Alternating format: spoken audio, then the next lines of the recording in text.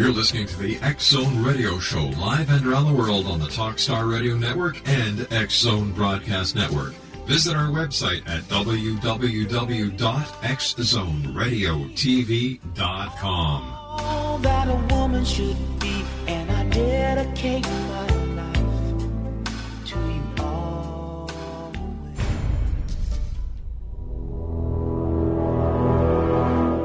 The X-Zone radio and TV show is largely an opinion talk show. All opinions, comments, or statements of fact expressed by Rob McConnell's guests are strictly their own and are not to be construed as those of the X-Zone radio and TV show or in any manner endorsed by Rob McConnell, Relmar McConnell Media Company, Talkstar Radio Network, its affiliated stations, or employees.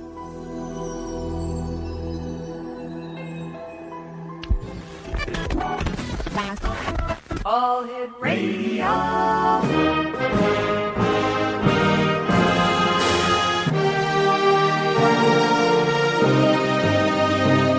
Welcome to the X-Zone, a place where fact is fiction and fiction is reality. Now, here's your host, Rob McConnell.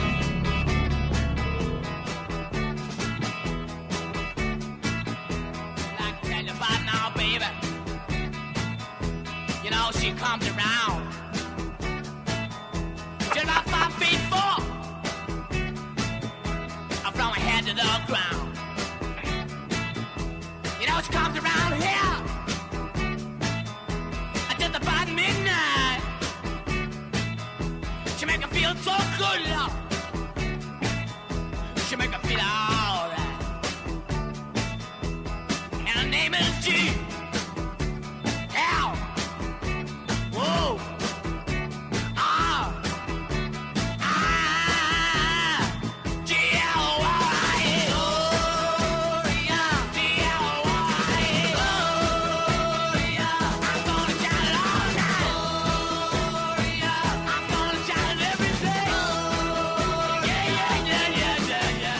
And welcome back to the X-Zone, everyone. My name is Rob McConnell. We're coming to you from our studios in Hamilton, Ontario, Canada, on the Talkstar Radio Network, X-Zone Broadcast Network, UK High Definition Radio, Euro High Definition Radio, and on Star Cable. Toll-free worldwide, 1-800-610-7035. My email address is xzone@xzoneradiotv.com.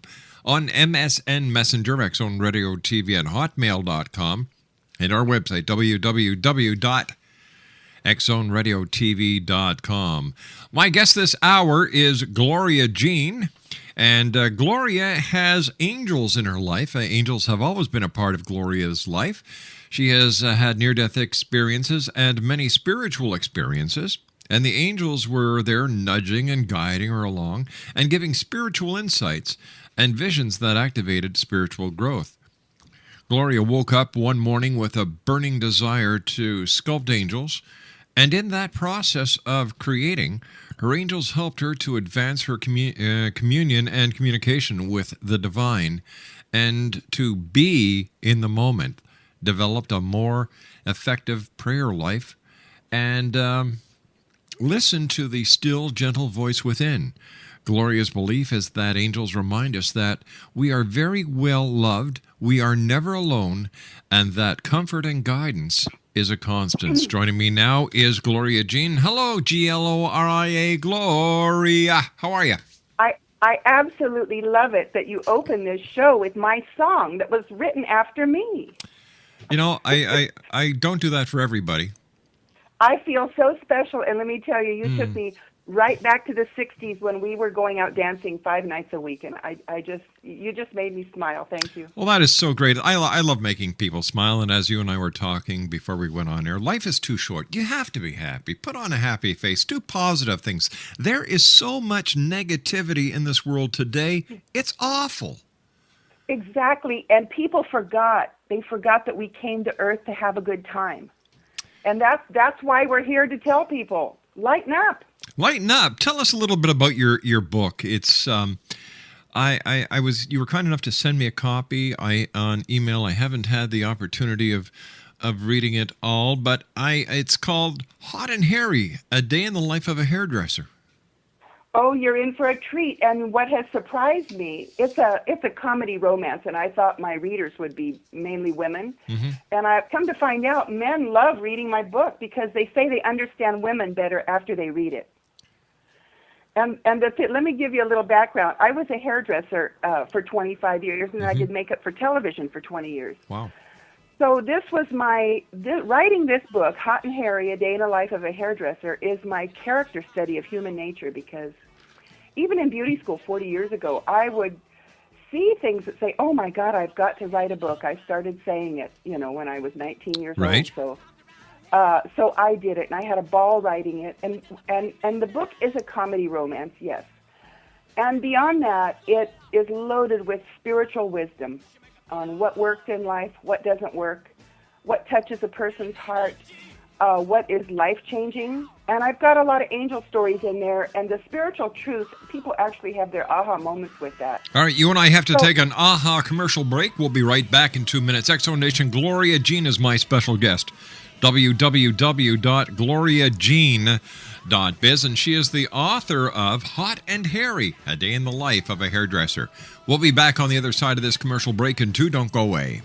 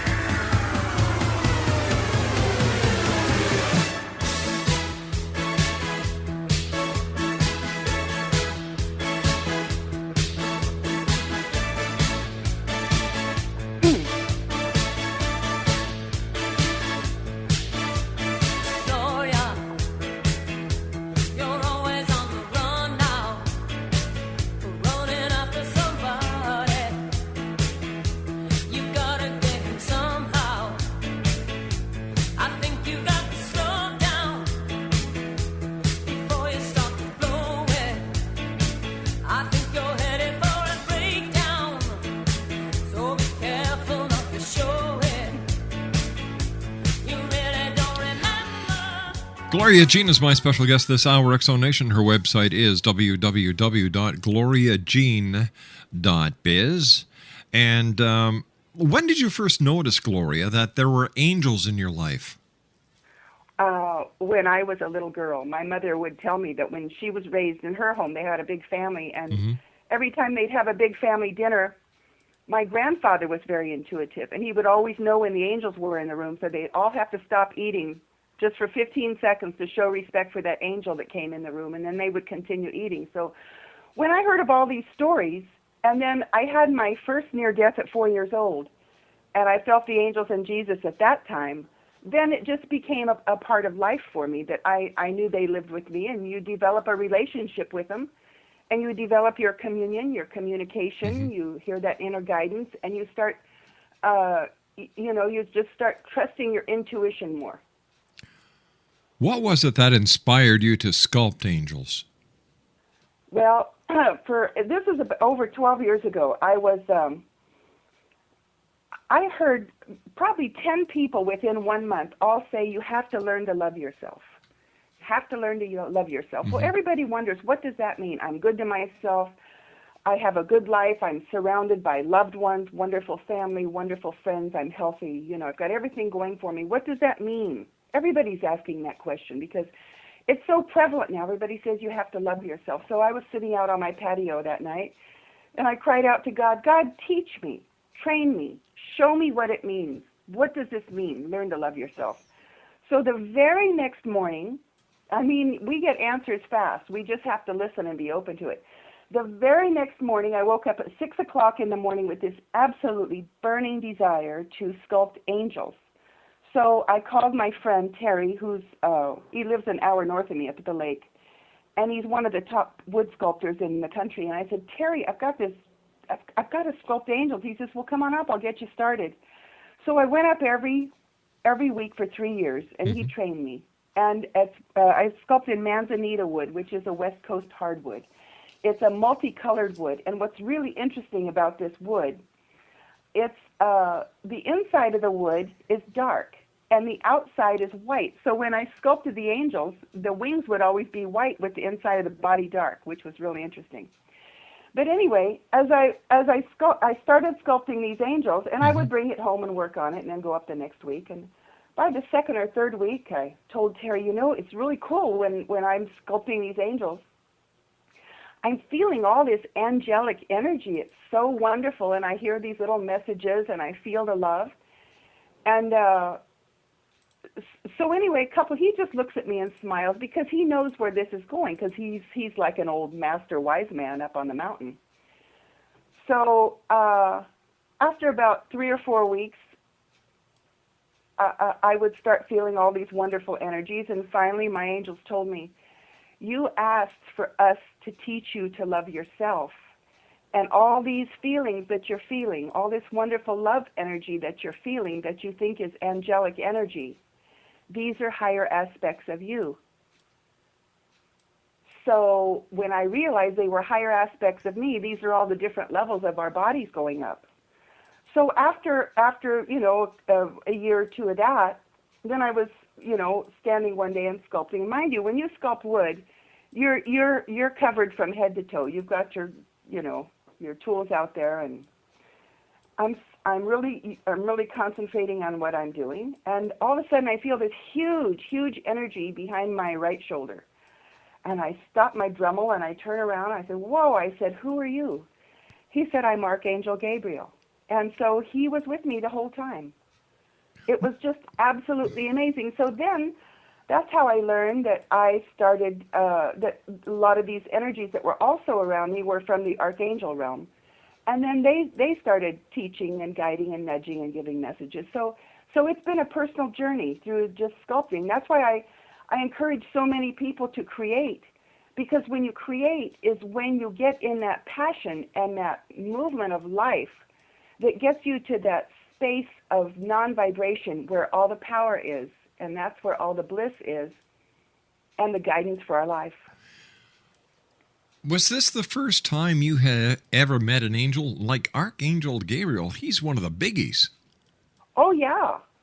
Yeah, one day, I remember when, over about 10, 12 years ago, when Metatron showed up, that was a real biggie.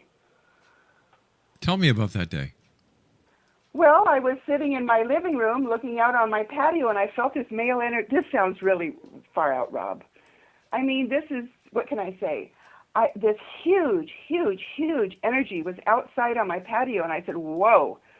I says, "I don't know who you are, and until I do, you're not coming in my house." And so it took me a couple days. You see, their energy is so powerful. Your body has to be attuned to it because it can blow your circuits. So I had to wait to little by little to get used to that energy before I could allow it in my space, if that makes any sense. It makes sense. Okay, good. So what did this angel look like? He was just basically big energy. Some of them, the other ones, I can get a hit on what they look like. Like when Gabriel was behind you and you felt his power, his presence, and he identified himself, was... He's got a big frame. He's like a big teddy, very loving teddy bear, kind, supportive, non-judgmental, pure love. Just the energy alone, all these archangels, when you spend time with them, it just raises your vibratory rate. It puts you in this blissful energy where there's just joy. Can anyone communicate with their angels? Yes. What do they have to do? What do they have to learn? How do they do it? Well, they're doing it now. The thing is, we're doing it now. We're always being judged. It's just that once you start the inner disciplines and start applying the tools, then you notice more the symbols. You notice more the synchronicity in your life, and you start seeing and you start hearing more. I think one of the main things. Remember, a couple of years ago, Oprah had Eckhart Tolle on with New Earth. No, I'm sorry. Well, Eckhart Tolle did the book, The Power of Now. And I think one of the main things I tell people to do, and Eckhart Tolle explains it all and tells you how to deal with it, is how to deal with that emotional pain body. Once a person deals with that emotional pain body, they totally free themselves to start communion and communication on a higher realm and a higher level. Because before that, when you see things through pain, you know, it's like some of the guys I dated. I said, you know, you're seeing me through the hurt of what your mother did to me or what your ex-wife did to me. If they would have healed that emotional pain body, they could have seen me for me. When you heal that inflamed emotional pain body, which makes people do crazy things, and it clouds their clarity and vision. They're not able to see clearly. They can't make decisions, you know, with a good perspective. Does that make sense to you? It does. It does. Yeah, and when people think about this, once you get to that point that you start thinking and you free yourself of all the emotional pain, then it's really helpful to go into a position of learning to ask yourself questions.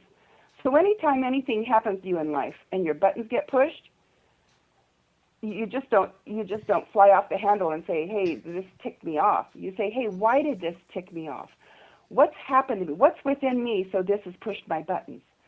So you get to the point, you keep asking yourself, well, it was this situation as a child, or your mother said this years ago, or you were at camp one day and this situation happened to you. And then you keep asking yourself questions till you get to the core of where your button got pushed. And then once you release it through prayer and it's healed, you know you're healed when your buttons don't get pushed anymore. It just frees you up all the more. It's a beautiful process. How long does the process take? Well, I have the good news on that. I was born pretty open. Mm-hmm. I had my first near death at 1.5 years and the second one at 4. So I've been pretty much open my whole life. And about 15 years ago, the angels really started me on a real inner discipline. And a lot of us, there's millions of us on the planet like me that have been through all this. And what we're doing, our generation, I'm a baby boomer, we came in to break the old and bring in the new. And we came in to blaze a trail through the jungle with a butter knife. That's how it was 40 years ago, because the energy was so dense. And we did it. And we found out what worked, what didn't work. We did the processes. Yeah. Now the beauty of it is we've got all the tools, and it doesn't take years to get through this process. You could do it through thought form. It's like the young kids come through with a laser beam. Boom, it's done. You can get through a process within seconds or minutes once you get to the core. I guess the secret is getting to the core. Yes. That comes with wanting to do it. When you want to do something, you know what most people don't realize? I mean, it's such a simple thing. Ask and ye shall receive. Yes. People really don't ask. They're on this treadmill thinking they've got to do it all themselves. What you ask, and then you want me to explain when I really learned this process is when I started sculpting angels. All right, stand by. You and I have to take a commercial break. We'll be back after the news. X-Zone Nation, our special guest this hour is Gloria Jean. And Gloria is the author of a very interesting book. It's a romantic comedy. Hot and Hairy, A Day in the Life of a Hairdresser. www.gloriajean.biz. That's GLORIAJEAN.biz. And we'll be back on the other side of this commercial break with the news as the X-Zone continues on the Talkstar Radio Network, X-Zone Broadcast Network, UK High Definition Radio, Euro High Definition Radio, and on Star Cable. To get your complimentary link to the May edition of the X Chronicles newspaper, just send me an email, xzone@xzoneradiotv.com. I'll send you the link with the compliments of our advertisers. My name's Rob McConnell. This is the X-Zone. I'll be back after the news. Don't go away.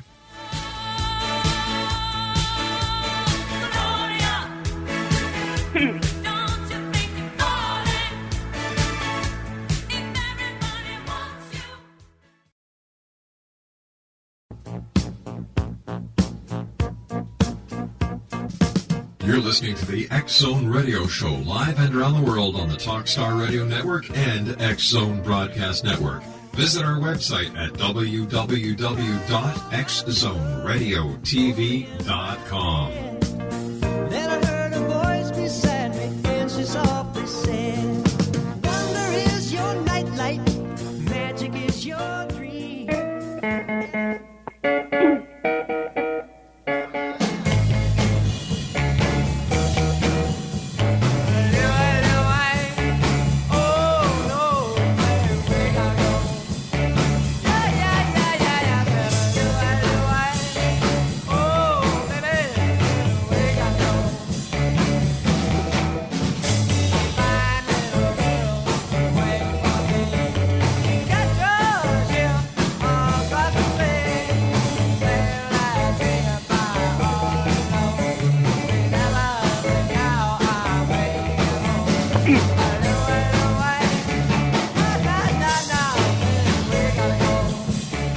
And welcome back to the X Zone, everyone. My name is Rob McConnell, coming to you from our studios in Hamilton, Ontario, Canada, on the Talkstar Radio Network, X Zone Broadcast Network, UK High Definition Radio, Euro High Definition Radio, and on Star Cable. 1-800-610-7035, toll-free worldwide. Email xzone@xzoneradiotv.com, on MSN Messenger, xzoneradiotv@hotmail.com, and our website, www.xzoneradiotv.com. My guest this hour is Gloria Jean, and she is the author of Hot and Hairy, A Day in the Life of a Hairdresser. Her website is www.gloriajean.biz. And I could just see Gloria dancing around her room there with her phone in her hand as we played Louie Louie by the Kingsmen, and takes you down memory road, doesn't it? You've taken me down memory lane. Well, there Thank you you. go. It's wonderful. My great pleasure. And thanks very much for joining us here tonight on the X Zone, Gloria. Tell me, so are there methods that people who are listening around the world can use so that they too can communicate with their angels like you've had the opportunity of doing? Yes, everybody can. And here's the thing, Rob. Okay. They're there. It's up to us to raise our awareness to tune into it. But they're there. I mean, 24/7. No, and there's different angels for everything. It's funny, when I first took an airplane ride, I was a teenager years ago, and I was sitting. I had a window seat, and I looked out, and there was my angel there. And I said, "Whoa, who are you?" And they says, "Well, we're the angel that travels with you." And then there's another angel that travels with me in the car. So when you do certain things, even when you're taking a test, there's certain angels that are academic that come and help if you could just tune in. It's just amazing how it works. We've got everything covered. We just need that awareness to know that it's... A lot of people even question if they have one guardian angel, and I'm thinking, oh my God, if they only knew we have a wealth of resource there just waiting for us to ask. Ask and you shall receive. Well, that's what we were talking about early, as far as this creative process, the artistic process. That's what really taught me to have a more effective prayer work is through my creativity. So in sculpting these angels, you basically start out with a piece of firewood, and you go into prayer. You wait for the Holy Spirit to come. When you feel that quickening, whether you call it the Holy Spirit or the Great White Spirit, doesn't matter. When you feel that quickening, you get in that space, that right brain, whatever you want to call it, your spiritual sight opens up. So as long, I would spend sometimes 6, 8, 10 hours a day sculpting, so I would be in that space for that long period of time. And that whole time, it was a training, getting me into that flow of energy, getting me comfortable in those higher vibratory rates. So when you're in this higher vibratory rate, does time and space seem to meld into one? Does it take you to another dimension? Are you aware of your surroundings, what you're doing here on this planet, or are you taken away to some other place, some other land, some other dimension? Well, the new frontier. Okay, the Earth has been covered, the skies have been covered. The new frontier is in the heart. And that's where it is. You know, after I had another near death 14 years ago, and after I came out of my coma, Jesus came to me in his light body and extended his hand, so I took it. I had a light body too, and we went up, up, up, up. And I said, "Where are we going?" He says, "I'm taking you to where God lives." So of course I trust him because I've had a relationship with him all these years. So as we went higher and higher and higher, our light bodies just disappeared and we became pure spirit. Then when we got to the destination of where God lives, it was a place of non-vibration that was more powerful than anything I've ever experienced in my life. And when I came back and realized what had happened, I figured, oh my God, I knew God was big, but I never dreamed it was just big. But that, when looking back, that was a preparation, because when you open your spiritual sight to do creative work or to do anything, I don't care if you're cooking or doing gardening or sculpting angels or painting or whatever, it all goes into that space. And it's a space of non-vibration where there is no time, no energy, no nothing. It's just being, just to be. B-E-B. I understand Chapter 2 of your book changes lives. Yes. I had so many motives for writing this book. First of all, I love to laugh, so I wanted to bring laughter to the planet. And I figured, well, I could do this through a book. And I had a wonderful hairdressing career, 25 years, and I had the greatest clients on the planet, and we laughed every day. There was just so much joy. But at the same time, in laughing, we dealt with a lot of really heavy-duty human issues, whether it was death or suicide or control, manipulation, abuse, and of course the love thing and the diet thing and all that too. So all this is incorporated in my book. And when people read my book, it totally mirrors them where they are in their life. But Chapter 2 was really interesting. It was such a powerful experience when it happened to me. It was a very difficult time in my life. And I went to work one morning, and this little tiny Oriental lady walked in the salon. And she pointed at me. She says, "I want you to cut my hair." I said, okay. So I said, let's go shampoo it. No, she says, I don't want it shampooed. You just cut. So as soon as she sat in my chair, I put the drape around her. She started to prophesy with all this prophecy and vision that, there was no way this woman could have. It was just so obvious, that God sent this woman in to tell me these things. And it took me 10 minutes to cut her hair. Her hair was so short, and I just cried the whole time, just tears running down my face. So in that, I got so much out of that. It was so comforting.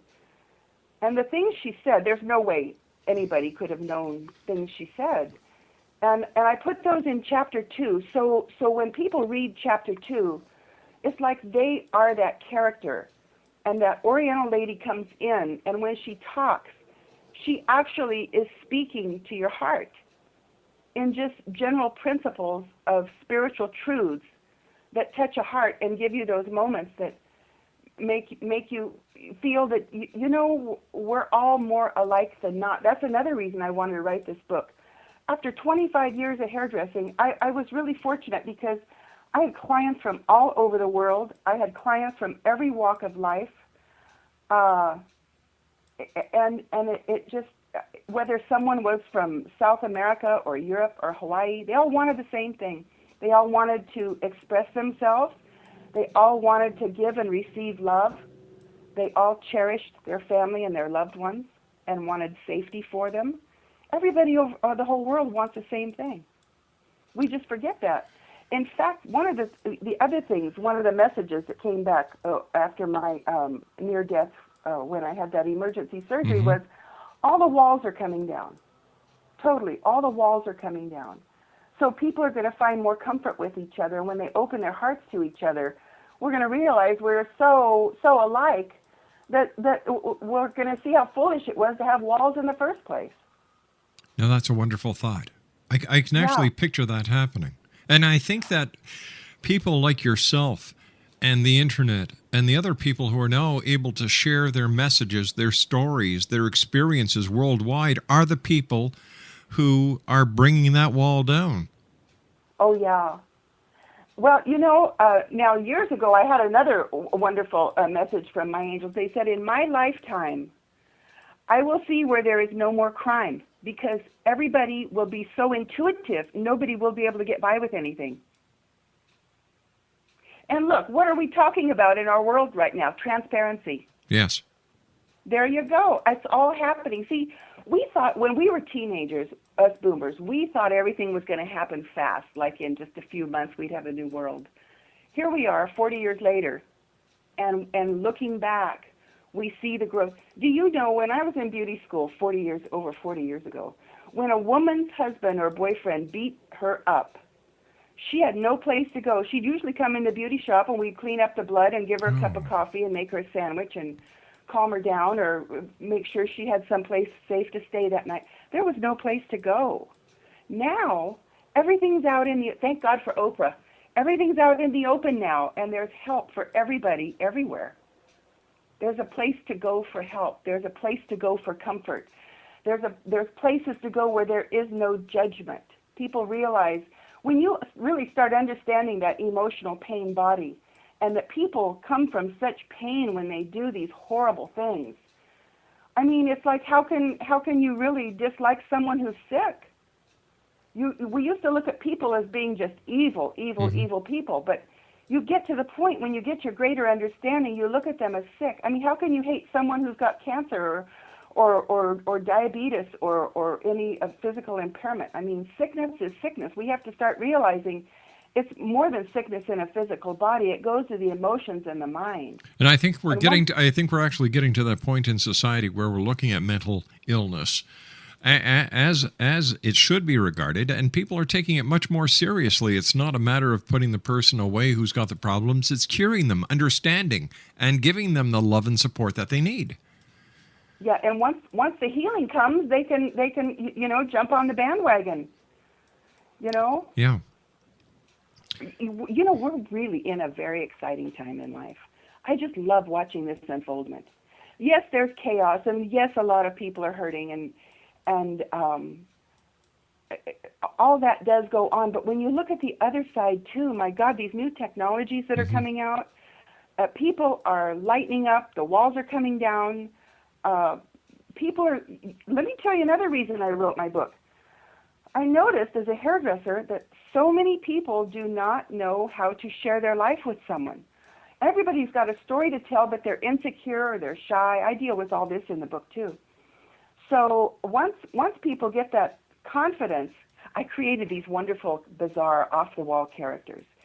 So when you read the book, it's like being a part of this wild party. And these characters are like the in crowd who do and say all these wild things, and there you are. And I put so much dialogue in my book that it's just the banter that's going on. You actually are in the moment, a part of that party. How long did it take you to write your book? I've got over 4 years of my life into it. I really chose every word because I wanted it. There's certain lines that I love. It says, all this time I thought my world was falling apart, but it was really just coming together. That's deep. That's a good line. We think we're in this chaos. We have to learn to rise above it.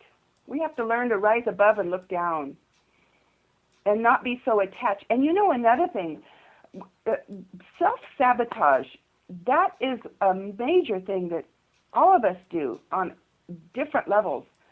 We self-sabotage ourselves, and we're too hard on ourselves. We have too many false expectations, and that's a part of what we're growing into, is being authentic. Once we're authentic, we don't have to worry about all these things anymore. We know how to shut the mind chatter off. We know how to not listen to people when they do inappropriate things they say to us or do to us. We see where it's coming from. We're not involved in it. We're not emotionally attached to it. This is what we're growing into, which is so beautiful. I also believe that this is a time where we are taking a deeper look at our surroundings and looking at people as they really are, not as society tells us we should look at them as. And I think that we're taking better control of our own lives and understanding and realizing, hey, we're all part of the same planet. Let's get along, get rid of the philosophical differences, the religious differences. You're a person, I'm a person. We're on this little planet, third rock from the sun. Hey, Let's make the best of it. Well, every religion basically preaches the same thing. Treat others the way you want to be treated, and love your neighbor as you love yourself. That's just, if people can just do that, and let go of this control and manipulation. You've got to realize, Rob, we've just been through 40 years of materialism, which was very necessary, because we come to Earth to learn lessons, and we had to learn what materialism is, what it does, what it will do, what it makes people do, the illusion of it, the glamour of illusion. It comes with the duality, all this manipulation. We've seen what it does, and we know firsthand why it doesn't work. Gloria, stand by. You and I have to take our final break for this hour. Exo Nation, Gloria Jean is our special guest. Her website is www.gloriajean.biz. That's www.gloriajean.biz. She's the author of Hot and Hairy, A Day in the Life of a Hairdresser. It's available at gloriajean.biz, and we'll find out where else you can get a copy of it when we come back from this commercial break as the X Zone continues, live and around the world from our studios in Hamilton, Ontario, Canada. My name is Rob McConnell. I'll be back with Gloria Jean. Don't go away.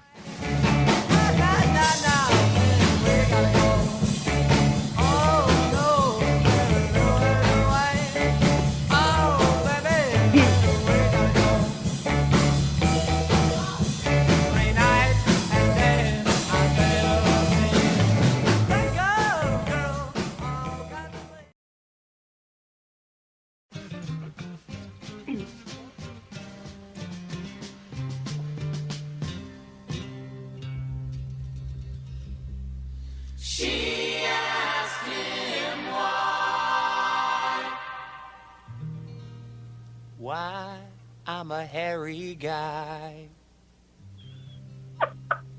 I'm hairy noon and nighty night. My hair is a fright. I'm hairy high and low. But don't ask me why, 'cause he don't know. It's not for lack of bread, like the Grateful Dead. Darling,